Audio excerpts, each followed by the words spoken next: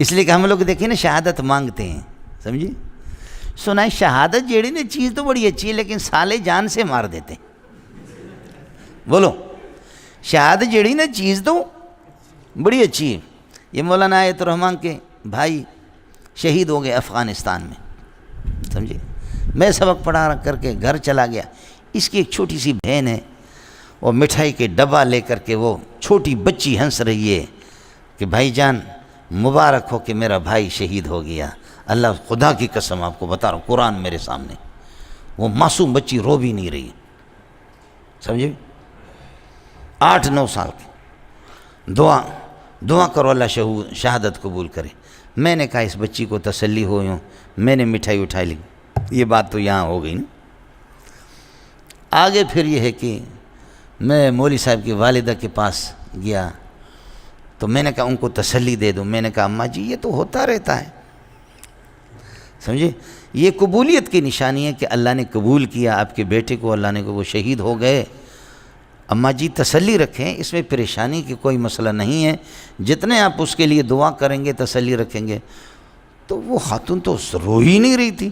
اس نے کہا کہ 2 مہینہ سے مسلسل میں یہ خواب دیکھ رہی ہوں، موسیٰ علیہ السلام مجھ سے کہہ رہا ہے کہ اپنا بیٹا میرے حوالہ کرو. یہ میں نے خواب میں دیکھا. لیکن میں پریشان نہیں ہوں، لیکن میری دعا یہ ہے کہ میرے سارے بیٹے اور میرے داماد، میں بھی تو ان کا داماد ہوں.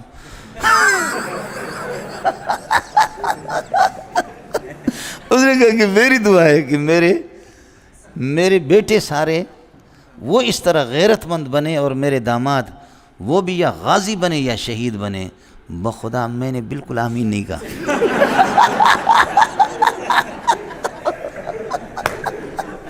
میں نے کہا کہ آمین کہوں کہ ایسا نہ ہو کہ فرشتہ آمین کہہ دے، سمجھے؟ آمین کہہ دوں تو پھر مسئلہ خراب ہو جائے گا نا. فَإِنَّ الْمَلَائِكَةَ فَأَمِّنُوا فَإِنَّ الْمَلَائِكَةَ کیا ہے؟ فَإِنَّ مَنْ وَافَقَ تَأْمِينُ الْمَلَائِكَةُ غُفِرَ لَهُ مَا تَقَدَّمَ مِنْ ذَنْبِهِ. آسمان میں آمین بھی کہتے فرشتے. تو بس شیخ الحدیث صاحب شیخ القرآن ڈھیر ہو گیا جی. اس لیے ہماری تقریریں ہیں نا وہ تو بڑی اچھی ہوتی ہے کہ مسئلہ ہمارا خراب ہوتا ہے. مسئلہ سمجھ. اب مولانا مسئلہ ہے جو عاشق ہوتے وہ بے چین ہوتے ہیں، سمجھے؟ دوزخان جاست آل کفرارا، دوزخان جاست آل کفرارا، لیکن جاست عشق دارارا. یا بیار دوزار تاب خرم، یا بیار دوزار، یا بیار دوزار تاب خرم، یا بیار دوزود جانان را. خیال کر لینا اب مزہ آئے گا آپ کو. دوزخان جاست آل کفرارا، جہنمی کافر وہاں جلیں گے، جہنم میں ہوں گے، ہم ادھر جہنم میں ہیں کہ اللہ کب ہمیں ملے گا، اللہ کب ملے گا. اور اللہ کا نظام ہے کہ اس دنیا میں اللہ اپنی زیارت نہیں کراتا جب تک آدمی اس دنیا سے نہ چلا جائے، سمجھے؟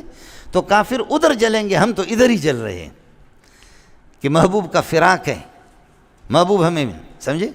دوزخان جاست آل کفرارا، لیکن جاست عشق دارارا. دار کہتے سولی کو، ہم تو سولی پہ لٹکے ہوئے کہ ہمارا رب ہمیں نظر نہیں آئے گا. وہ تو قیامت کے دن وجوہ یومئذ ناظرۃ الی ربہا ناظرہ نظر آئے گا، سمجھے؟ اس لیے اب کہتا ہے یا بیار دوزار تاب خرم، یا بیار دوزار تاب خرم، یا بیار دزود جانان را. یا زہر کا پیالہ لا کر کے مجھے دے دو، خودکشی کرتا ہوں. یا میرا جانان مجھے دکھاؤ جو عرش پر ہے، یا میرا جانان مجھے دیکھو، میرے محبوب مجھے دکھاؤ جو عرش پر ہے،